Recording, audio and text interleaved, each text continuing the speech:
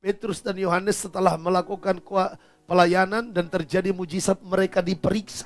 Siapa yang memeriksa mereka? Mahkamah-mahkamah agama. Atau boleh dikatakan rohaniawan-rohaniawan.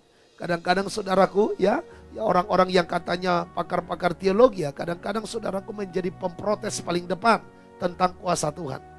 Ya, makanya saudaraku ya, kita ini harus bisa membedakan manakah yang hanya pengetahuan, mana yang dalam kuasa Tuhan. Mana pengajaran yang sekadar pengetahuan, yang hanya teoritis atau retorika, tapi mana ya pengajaran yang sungguh-sungguh hidup dalam kuasa Tuhan.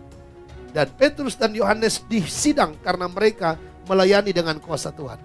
Apa pertanyaan yang diperhadapkan kepada mereka? Dengan kuasa manakah dan dalam nama siapakah kamu bertindak demikian itu? Apa jawab mereka? Hai pemimpin-pemimpin umat. Oh, ternyata yang protes ini pemimpin loh. Makanya saudara, jangan sampai di gerejamu pemimpinnya protes dengan kuasa kesembuhan. Jangan sampai di tempat kamu beribadah anti kuasa Tuhan. Dan yang mirisnya, banyak orang ikut pula yang anti kepada kuasa Tuhan. Saudara, ternyata kegerakan kerohanian yang dikerjakan oleh para rasul itu ternyata nggak bisa dipahami para pemimpin umat Israel waktu itu. Saudara, kalau saudara ada di TikTok hari-hari ini, pernah lihat mungkin akan ada postingan-postingan begini. Orang Kristen ini lucu dan aneh dan kasihan. Kenapa? Mereka percaya kepada Yesus sebagai Tuhan, sementara orang Israel saja tidak percaya Yesus Tuhan.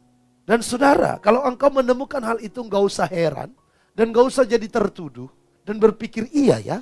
Orang Yahudi aja mereka nggak percaya Yesus. Kok saya mempercaya Yesus? Dan saya mau katakan memang ada yang tidak percaya dari orang Yahudi. Itulah persoalan dari dulu. Yesus mereka tolak, mereka salibkan. Karena Yesus berkata, aku ini anak Allah. Buat orang Yahudi, arti anak Allah bukan Allah beranak. Tapi Yesus mengaku anak Allah buat orang Yahudi artinya Yesus setara dengan Tuhan. Yesus berasal dari Allah itu sendiri. Mereka menolak. Dan karena mereka menolak Yesuslah, makanya berita keselamatan ini sampai kepada bangsa-bangsa lain. Saya mau iman kita tetap kuat dan kokoh. Tidak peduli dengan pendapat-pendapat orang lain. Kasih tahu kepada mereka, oh jangankan percaya. Memang mereka pun menolak, mereka salibkan. Tetapi bukan karena mereka tidak percaya, aku menjadi tidak percaya. Oh tidak, hidupku tidak tergantung dengan orang lain. Kita percaya Yesus karena kita ngalamin sendiri apa yang Yesus kerjakan dalam hidup. Saudara, saya boleh katakan saya mengalami apa yang Yesus kerjakan di kayu salib itu. Gimana cara mengalaminya? Saya bisa merasakan ada damai, ada sukacita dalam hidupku ketika saya berseru kepada nama itu. Nama di atas segala nama. Ada kesembuhan terjadi. Setan keluar ketika saya usir di dalam nama Tuhan Yesus.